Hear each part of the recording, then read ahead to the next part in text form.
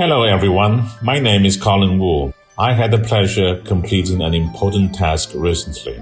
I spent nearly 5 years editing and translating Dao De Jing by Laozi. Some people asked me what made me to take up this complex endeavor. This is a long story. In early 2008, I got an assignment from Dr. Kissinger to participate in the annotations of ancient Chinese archives for his book on China.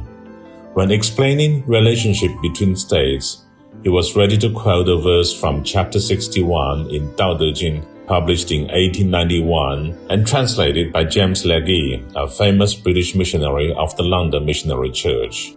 Verses from chapter 61 reads, "By lowering itself before a small country, a great country wins over a small country. By lowering itself before a large country, a small country wins over a large country." After some study, I found that this verse was quite controversial in the Taoist community, because version A of the Silk Book, unearthed from Ma Wangdui in 1973, is one word different from what Kissinger was ready to use.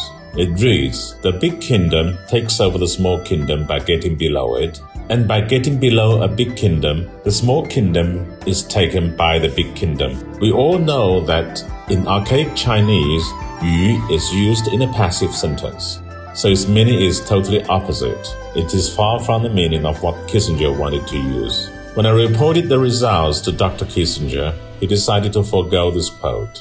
From 2008, I began to study Dao De Jing. I gathered over 100 different English translations with varying degree of proficiency. Putting them side by side, you could not tell they were talking about the same thing. That was really astonishing. I started fervently reading various Chinese annotations and English translations. I found there is a lot to be explored in Dao De Jing, so I decided to translate Chinese classics as classics and into classics.